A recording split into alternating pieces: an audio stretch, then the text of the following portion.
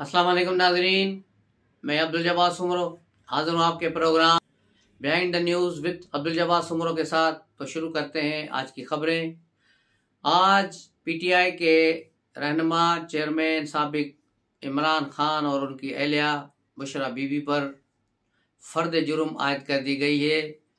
ये तोशाखाना केस में, ये तोशाखाना केस वो नहीं है जिसमें घड़ी चुराई थी, उसमें तो ये नाअहल हो चुके हैं 5 साल के लिए। ये दूसरा केस है जिसमें जो इनको तोहफे तवाफ मिले हैं वो बुशरा बीबी और इमरान खान तकरीबन 53 उसमें से तवाफ लेकर रफू चक्कर हो गए, और उनमें से कुछ जो है तवाफ हैं उनकी इन्होंने कीमत लगाई थी, जो कम कीमत लगाई। फर्ज करें 1 करोड़ की चीज़ थी तो उसकी कीमत इन्होंने 10 लाख लगाई, और 10 लाख का भी 10% देकर ये घर लेके चले गए। तो ये एक बड़ी चीटिंग की कौमी खजाने से, और अरबों रुपए का इन्होंने नुकसान पहुंचाया है और उन चीज़ों को बाहर जाके बेचा। और ये सारी कार्रवाइयाँ इमरान खान और बुशरा बीबी ने की, और अब इनके सारे सबूत सामने आ गए। आज उनके जो मिलिट्री सेक्रेटरी थे वो भी गवाहों के फहरस्त में शामिल हैं, और दुबई में जहाँ इन्होंने वो गोल्ड ज्वेलरी वगैरह और डायमंड घड़ियाँ फरोख्त की हैं, वहाँ पर भी डिप्टी कौंसलर जनरल वो भी इस केस में जो है गवाह है, वो भी इसमें गवाही देंगे। और ख़ुद इमरान खान के प्रिंसिपल सेक्रेटरी आज़म खान भी इस केस में वादे माफ गवाह है। तो ये है सारी सूरत हाल आज की। लेकिन इमरान खान के कल के केस की भी थोड़ी बात कर लें। कल इमरान खान ने बाकायदा अडयाला जेल में जब अदालत लगी तो वहाँ रो दिया, और बाद में 10 मिनट के लिए समाअत मुलतवी की गई। ये क्या माजरा है, इस पर तफसीली बात करते हैं। कल साइफर केस के सिलसिले में समाअत थी, तो जैसे समाअत शुरू हुई तो deputy superintendent jail Imran Khan को वहाँ ले आए। जिस इमरान खान आते ही फट पड़े और कहा कि मुझे हर वक्त वहाँ से उठा कर ले आते हैं कि चलो अभी फलां केस है, अभी फलां केस है, मुझे सुकून ही नहीं मिल रहा, मुझे ये नहीं हो रहा। और फिर इमरान खान ने अपनी शिकायतों की एक लंबी दास्तान बस वहाँ सुनाई जज साहब को, और ये भी कहा कि उन्हें उनके बेटों से बात करने नहीं दी जा रही, उनके साहबजादों से बात करने नहीं दी जा रही। हर वक्त कहा जा रहा है कभी इंटरनेट नहीं है, कभी इंटरनेशनल नहीं पे वहाँ चल रहा, कभी व्हाट्सएप नहीं चल रहा, इस तरह उनकी बात नहीं हो रही। ये बात करते हुए उनकी आंखों में आंसू आ गए और बिल्कुल आबिदा हो गए, जिस पर जज साहब को भी तरस आ गया और वो अपनी सीट से उठकर उनके करीब चले गए। उसके बाद 10 मिनट की जो है ब्रेक दी गई कि 10 मिनट के बाद समाअत होगी। उस वक्त वकीलों को भी बाहर निकाल दिया गया कि भाई आप सब जाएं और इमरान खान की फैमिली को अंदर बुलाया जाए।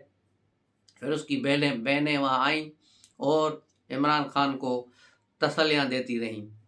तो ये सूरत हाल है कि जो कह रहा था मैं कि इनको रुलाऊंगा, अब वो खुद रो रहा है। उस दिन पिनकी पीर नहीं रोई, आज इमरान खान ने रो दिया है, और ये कहानी अब लंबी चलेगी। इमरान खान की मायूसी और फ्रस्ट्रेशन का ये आलम है कि उन्हें मालूम हो चुका है कि अब उनकी रिहाई नामुमकिन है। अब वो इनके जो है केसेस में मजीद फंसते जा रहे हैं, और अब इनका न इंतखाबात में जीतने का कोई ख्वाब पूरा हो रहा है, न कोई और हो रहा है, न कोई उनके पास कोई गैर मुल्की मदद पहुंच पा रही है, न उनके पार्टी वर्करों में इतना हाल है कि वो इसको बाहर निकलवा सके। तो ये सारी फ्रस्ट्रेशन और मायूसी इमरान खान को है जिसका इजहार हो रहा है। और उसके अलावा आज पेशावर हाई कोर्ट में इंतखाबी निशान बल्ले पर जो पीटीआई ने वहाँ पिटीशन दाखिल की हुई है, डिविजनल बेंच ने आज उसकी समाअत की। पहले तो 2 घंटे तक जजेस पीटीआई के वकला का इंतजार ही करते रहे कि कब आ रहे हैं, कब आ रहे हैं। वो बस आ रहे हैं, पेशावर पहुंच रहे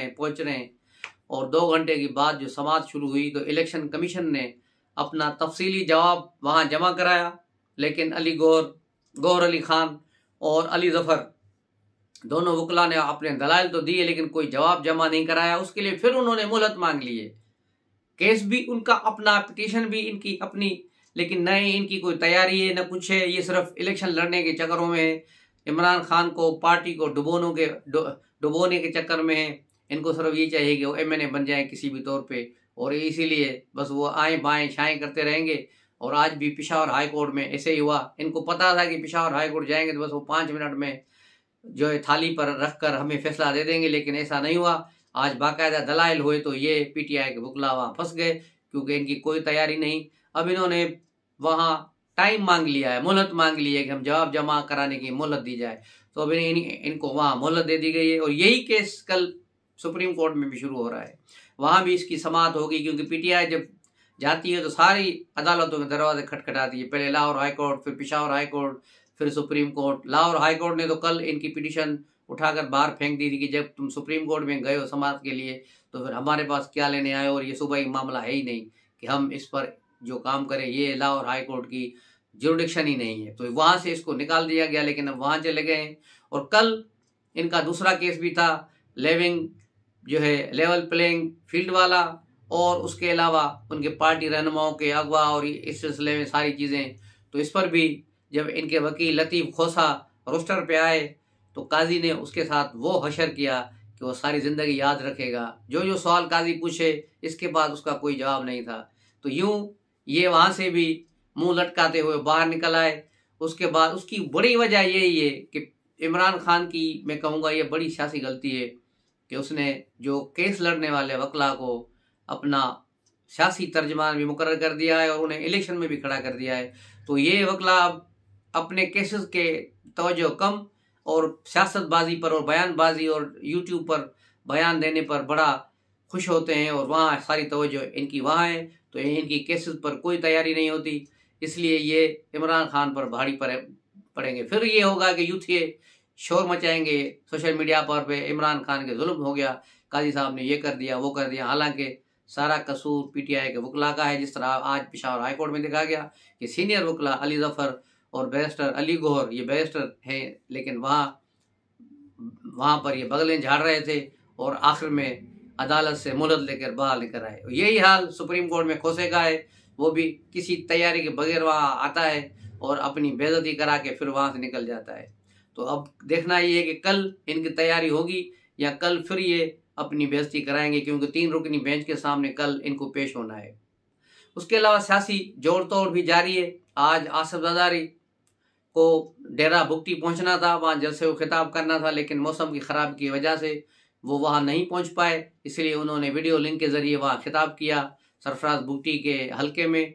और उसके अलावा कराची में MQM और शहबाज शरीफ के दरमियान मामला तय पा गए हैं। अब शहबाज शरीफ को हल्का NA 242 से जो है MQM सपोर्ट करेगी और मुस्तफा कमाल वहाँ से हाथ उठाएंगे। और PML नून को MQM ने बड़ी फराखदिली करते हुए लियारी और मलीर इन साइडों की जो सीटें हैं, जो उनको पता है MQM कभी नहीं जीत सकती, वो इनके हवाले कर दिए हैं कि यहाँ से अब शहबाज शरीफ और उसकी टीम खड़ी हो। और GDA के साथ भी इनकी बातचीत चल रही है और GDA भी सिंध के अंदर मजीद 2-4 सीटों पर इनके साथ सीट एडजस्टमेंट करेगी। बदले में PML नून सिंध भर में उनके जो हामी हैं वो GDA को वोट करेंगे। तो ये कोई सिंध में नई बात नहीं हो रही, ये हमेशा ऐसा ही होता है। 2018 के इंतखाबात में भी ये सारे इकट्ठे थे, उससे पहले भी 13 में भी इकट्ठे थे और हमेशा ये इकट्ठे मिलकर इंतखाब लड़ते हैं, लेकिन ये कभी कामयाब नहीं हुए सवाए इस्टेब्लिशमेंट के झरलू फैलने के। जब जाम सादिक अली के दौर में 90 की दिहाई में ज़बरदस्त धांधली करके जाम सादिक अली को लाया गया था MQM के साथ मिलाकर एक फार्मूले में, वही फार्मूला फिर लियाकत जदोई के ज़माने में हुआ, मुज़फ़्फ़र शाह के ज़माने में हुआ और फिर अरबाब रहीम को भी इसी तरह लाया गया कि अंदरून सिंध में तुम वज़ीर आला होगे, कराची का वज़ीर आला जो है MQM का ही होगा। तो ये सारी इनकी जो मिली जुली एक घसा पिटा फार्मूला है जिसे ये दोबारा लाने के चक्कर में है, लेकिन ऐसा होता हुआ अब नज़र नहीं आ रहा। तो MQM खुद MQM को लाले पड़े हुए हैं। MQM अपनी सीटें नाज़माबाद और लियाकताबाद की सीटें बचाने के चक्कर में है कि अल्ताफ़ भाई ने वहाँ से अपने कैंडिडेट्स आज़ाद उम्मीदवार के तौर पे खड़े कर दिए हैं और जैसे ही उनका अनाउंसमेंट होगी कि फलां फलां बंदों को वोट दो तो फिर MQM का क्या होगा। तो ये सूरत हाल MQM को अंदर अंदर से खाई जा रही है और ये मुख्तलिफ जो अलग अलग ग्रुप से आकर MQM में दोबारा ज्वाइन किया है तो एक दूसरे की टांगे में खींच रहे हैं, कोई कहाँ खड़ा है कोई कहाँ खड़ा है। तो इनकी सीटों पर भी रोला पड़ा हुआ है, वहाँ भी ये इनके मामला फंसे हुए हैं।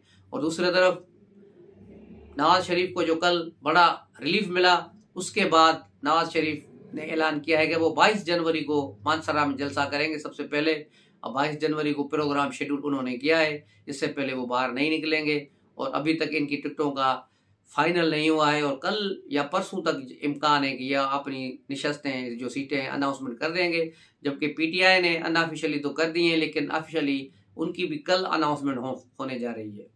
इमरान खान से कल मरवत को, शेर अफजल मरवत को मिलने नहीं दिया गया। वो कई घंटे जेल के बाहर ख्वार होता रहा और लेकिन अंदर जब इमरान खान से पूछा गया कि भाई शेर अफजल मरवत भी आपसे मिलने आया है, तो इमरान खान ने मना कर दिया और कहा कि मैं इस शख्स से नहीं मिलूंगा, इससे मैं नहीं मिलूंगा। तो बाद में उसको बताया गया 2-3 घंटों के बाद शेर अफजल को जो बाहर ठंड में सुकड़ रहा था, उसको कहा गया कि भाई इमरान खान ने मना कर दिया है, वो आपसे नहीं मिलना चाहते। तो शेर अफजल मरवत वहां वापस चला गया। शेर अफजल मरवत के आज कागजात भी मंजूर हो गए। वो पेशावर से पीटीआई के टिकट पर इंतखाब लड़ रहा है। आज कुछ दूसरे लीडरों के, पीटीआई के रहनुमाओं के भी कागजात नामजदगी जो हैं अपीलें मंजूर हो गई हैं, वो इंतखाबात लड़ेंगे। और सिंध से फहमीदा मिर्ज़ा और जुल्फ़कार मिर्ज़ा के कागजात मुस्तरद हो गए थे। अब उनके दोनों साहिबजादों के सूबाई असम्बलियों पे कागजात मंजूर हो गए हैं। तो वहाँ भी अभी सूरत हाल उलझी हुई है। अब ये सिंध हाई कोर्ट में जाएंगे पिटीशन लेकर, फिर वहाँ देखना है कि जुल्फ़कार मिर्ज़ा और फहमीदा को इलेक्शन लड़ने की इजाज़त मिलती है या नहीं मिलती। उसके अलावा परवेज़ खटक ने भी अपनी पार्टी का मंशूर का ऐलान कर दिया है आज, और कहा है कि वो पार्टी में अहम उनकी पार्टी है और वो सूबे में इनकलाब लाएंगे, और 20 नुकाती उन्होंने अपना फार्मूला दे दिया है। तो ये सारी सूरत हाल है इनकी। और पीएमएल नून की जो सीट एडजस्टमेंट थी आईपीवी से, वो भी खटाई में पड़ गई है। अब जहांगीर तरीन को शामून कुरैशी के हल्के यानी मुल्तान से सीट देने की कोशिश की गई है, पेशकश की गई है, लेकिन उन्हें खानेवाल से, जहाँ से वो खड़े होते हैं, वहाँ से उनको सीट एडजस्टमेंट जो नहीं की जा रही। और लाहौर से भी अलीम खान को सीट दी जा रही है और एक सीट और जो है निकाली जा रही है एमपीए की। देखें अब वो किसका कुरा निकलता है। फिरदौस आशिक अवान और दीगर लीगों जो लीडर हैं पीटीआई इसके आईपीपी के, उनके लिए जगह नहीं छोड़ी जा रही। उनके साथ भरपूर मुकाबले होंगे पीएमएल नून के। और पीपुल्स पार्टी भी 127 हल्के से सरगर्म है। वहाँ कारकुनों ने दिन रात एक कर दिए हैं, मेहनत कर रहे हैं और सुबह शाम वहाँ जलसे जुलूस और कार्नर मीटिंग्स का पीपुल्स पार्टी ने सिलसिला शुरू कर दिया है। बिलावल भुट्टो कल से इस्लामाबाद में है, क्योंकि कल के जो शहीद जुल्फ़कार अली भुट्टो का अदालती कत्ल का रेफरेंस था, उस पर कार्रवाई हुई, तो वो वहीं थे। और पीपुल्स पार्टी की चेयरपर्सन, साबिक चेयरपर्सन शहीद बेनज़ीर भुट्टो, उनकी बहन जो है सनम भुट्टो, वो भी वहाँ मौजूद थी। और अब शाहनवाज मीर मुर्तज़ा भुट्टो के साहिबजादे जुल्फ़कार जूनियर और फातिमा भुट्टो भी इस केस में फरीक बन गए हैं। लेकिन उससे पहले एक आखिरी खबर जो है वो है साइफर की खबर है। साइफर के हवाले से और इमरान खान की जो उन्होंने इकनॉमिस्ट में एक मजमून लिखा है या आर्टिकल छपा है, उसको कल उन्होंने ऑन किया कि हाँ वो जो है मेरा ही प्लाट है, मैंने ही कहा है, करा है, लेकिन लिखा मैंने नहीं है। लेकिन सब परेशान है कि ये इमरान खान ने लिखा नहीं तो फिर कैसे हुआ। तो एआई के जरिए हुआ है, यानी आर्टिफिशियल इंटेलिजेंस। लेकिन उससे भी ज़्यादा ये हुआ है कि ये जो कासिम और अपने दूसरे बेटे से फ़ोन पे बात कर रहा है लंदन, तो लंदन में उन्होंने अपने बेटों के साथ साथ जमायमा से बात की है और उन्हें ये पॉइंट्स दिए हैं, और उन्हीं पॉइंट्स पर फिर आगे जाकर वहाँ मजमून लिखा गया है लंदन में। और ये जेम्स गोल्ड जो फैमिली से, ये इकनॉमिस्ट भी जमायमा के भाई के जो ख़ानदान है, ससुराली हैं, उनका रिसाला है। और इसमें कोई एरा गेरा मजमून नहीं छपवा सकता किसी पावर के बगैर, क्योंकि वो बंदा खुद है नहीं, उसका मजमून छप रहा है। तो ये सारी इसकी जेम्स गोल्ड ख़ानदान की कोशिशें रंग लाई और ये मजमून वहाँ छपा है। मजमून में कोई ऐसी खाद नहीं है, वही पुराना घसा पिटा फार्मूला है, अमेरिका की साजिशें और ये वो एब्सोल्युटली नॉट और फलां ढिंगड़ा, सारा झूठ का झूठ, 24 घंटे झूठ। और वो ये झूठ अब इस पूरे मजमून में नज़र आ रहा है A to Z। और इसका बुनियादी मकसद भी यही था कि ये अमेरिका को टीज़ करना चाह रहे हैं ताकि अमेरिका मुदाखलत करके इमरान खान को बचाए, इसलिए ये सारा कहानी घड़ी गई है। लेकिन अभी इमरान खान का बाहर निकलने का कोई चांस नज़र नहीं आ रहा। ख़ास तौर पे 8 फरवरी तक तो कतई नहीं, ऐसा कोई इम्कान नहीं है कि इमरान खान बाहर आएंगे। अब दीजिए इजाज़त, मिलते हैं अगले व्लॉग में, तब तक के लिए इजाज़त, अस्सलाम वालेकुम।